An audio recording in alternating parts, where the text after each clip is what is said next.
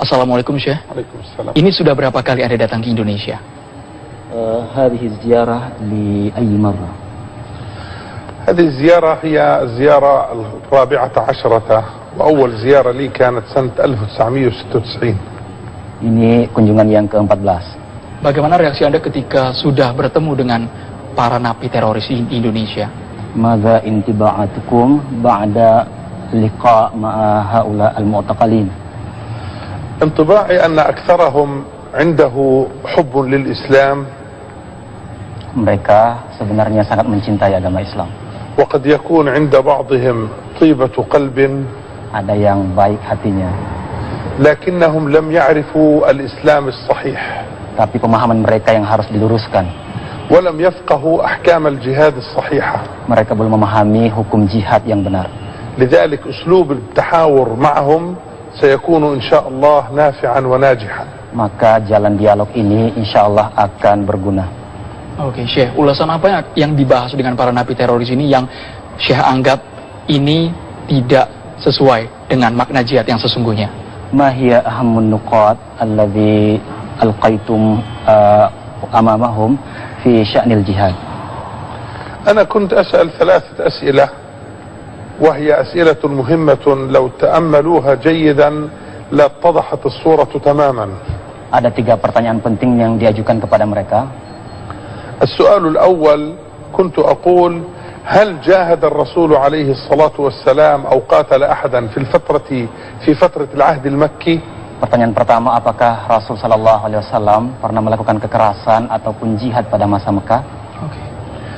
والسؤال الثاني: هل جاهد رسول الله صلى الله عليه وسلم أو قاتل أحدا في العهد المدني قبل الدعوة؟ Pertanyaan kedua, apakah sesudah hijrah ke Madinah beliau Shallallahu Alaihi Wasallam pernah menyerang seseorang sebelum berdakwah kepada mereka?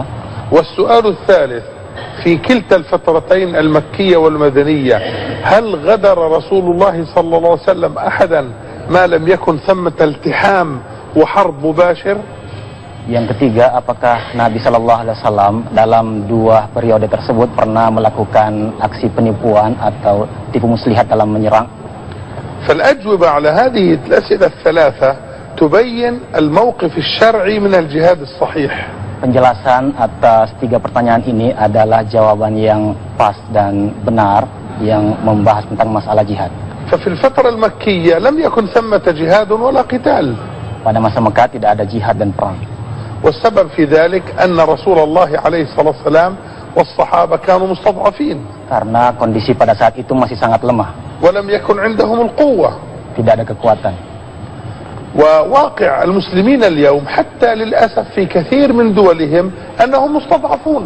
Pendapat beliau bahwa kondisi kaum muslimin saat ini juga sangat lemah. فكيف بأفراد من عامة المسلمين وضعفائهم؟ Karena itu terlebih lagi mereka warga sipil dan warga yang pendidikannya rendah dan ekonominya sangat lemah. هم لا شك أشد استضعافا. Tentu mereka lebih lemah lagi. وأما السؤال الثاني فنقول أن الرسول عليه الصلاة والسلام لم يجاهد أحدا ولم يقاتل أحدا قبل الدعوة. Perlu ditambahkan dan ditegaskan bahwa Nabi Shallallahu Alaihi Wasallam tidak pernah berjihad sebelum menyampaikan dakwah. بينما هؤلاء يفعلون ما يسمونه جهادا قبل أن يدعوا ودون أن يدعوا. Sementara kaum radikal umumnya melakukan aksi-aksi yang mereka namakan jihad tanpa didahului dengan dakwah secara damai. وهذا لا شك خلاف السنة وخلاف المنهج النبوي الصحيح في الجهاد وفقه الجهاد. Ini bertentangan dengan sunnah dan manhaj Nabi Shallallahu Alaihi Wasallam. وأما السؤال الثالث فنقول لم يستعمل النبي صلى الله عليه وسلم الغدر قط في حياته إلا في حالة الجهاد الذي يلتحم فيه الطرفان المسلمون والكفار. Selama hidupnya Nabi Shallallahu Alaihi Wasallam tidak pernah melakukan tipu muslihat kecuali dalam perang, benar-benar perang. بينما يستخدم هؤلاء الناس طريقة الغدر لتكون أهم الطرق التي يفعلون فيها ما يسمونه بالجهاد. Sementara kaum radikal mengambil cara tipu muslihat itu menusuk dari belakang pada banyak dari aksi-aksi mereka. Baik, Syekh, mohon maaf saya akan bertanya lagi, bagaimana sebenarnya tanggapan para napi teroris ini ketika mendengar tanggapan dari Syekh? Apakah terjadi perdebatan antara idealisme yang berbeda ini? Ma huwa tajawub al-mu'taqalin, hal hasal hiwar atau jidal bainakum wa bainahum? الذي رأيناه أنهم ثلاثة أصناف. Mereka ada 3 kelompok. Oke. أقلهم المتكبر الذي لا يريد الحق ولا يتجاوب معه. Yang level paling rendah, mereka itulah yang paling arogan. وأكثرهم ممن رأينا أن عندهم تقبلا للحق واستجابة له.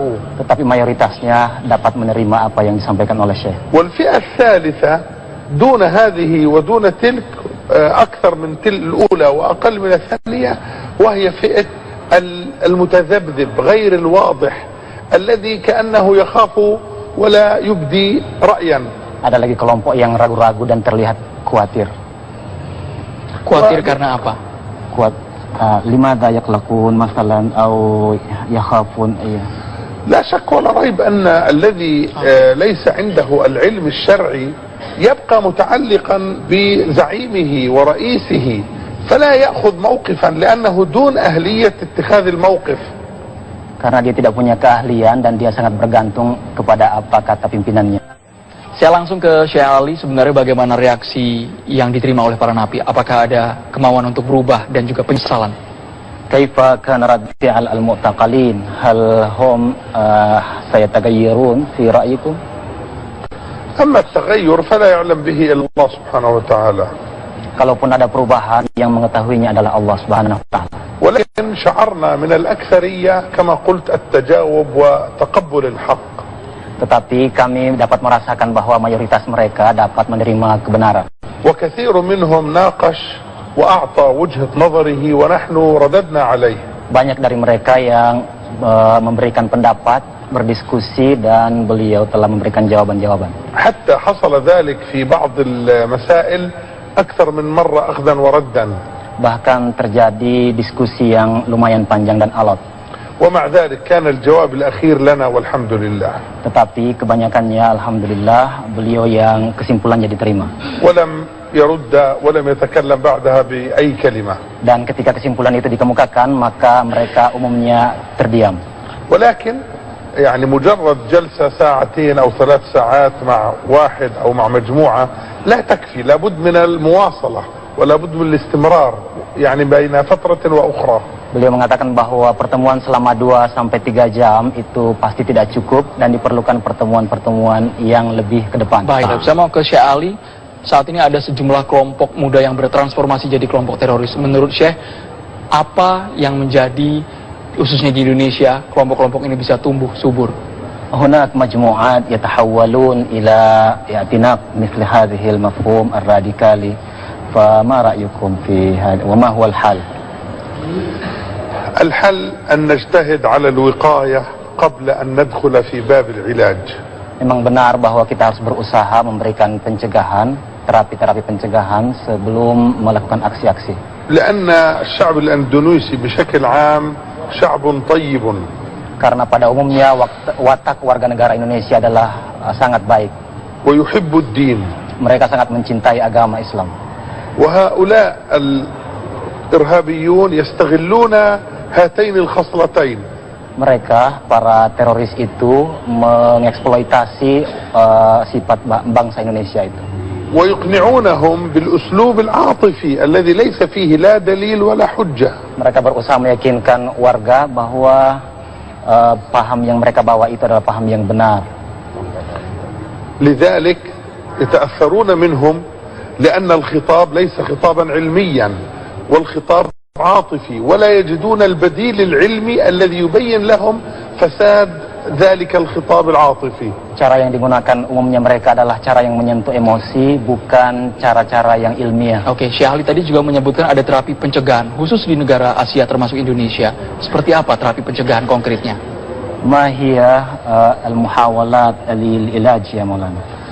أنا أقول أهم شيء الآن الحوار مع رؤوس هذه الأفكار كما فعلنا في الأيام الماضية. Yang paling penting untuk saat sekarang ini, kata beliau, adalah berdialog dengan para pemimpin-pemimpin mereka. ثم ترجمة الكتب العربية التي ناقشت هذه الأفكار وفندتها. Di samping itu adalah menerjemahkan buku-buku dari negara-negara Arab untuk mengkanter pemahaman mereka. نشر مواقع على الإنترنت تنقض هذه الأفكار وتبين فسادها. Kemudian menuliskan atau mengupload tulisan-tulisan yang dapat mengkanter itu ke internet. تمكين طلاب العلم من بعض القنوات التلفزيونية ليخاطبوا عامة المسلمين في أندونيسيا مبينين لهم أن هذا المنهج منهج ضار على الدين والدنيا. Perlu diberi peluang yang lebih banyak kepada para ulama agar supaya dapat menjelaskan bahwa pemahaman-pemahaman ini, konsep-konsep semacam ini sangat berbahaya bagi umat.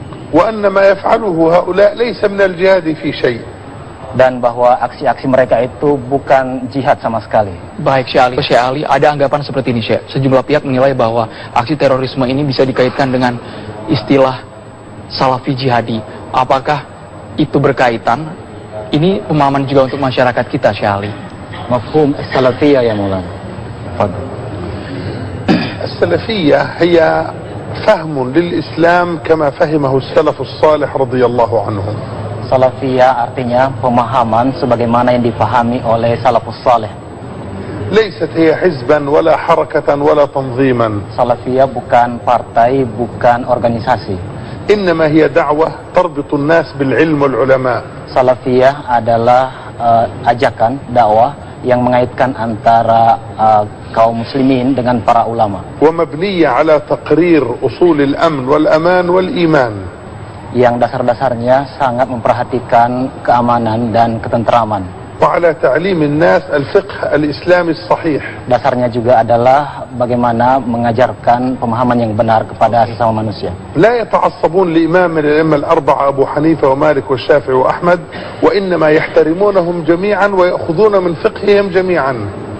Menerima pemahaman atau fikih dari para ulama seluruhnya tanpa fanatik terhadap salah satu mazhab.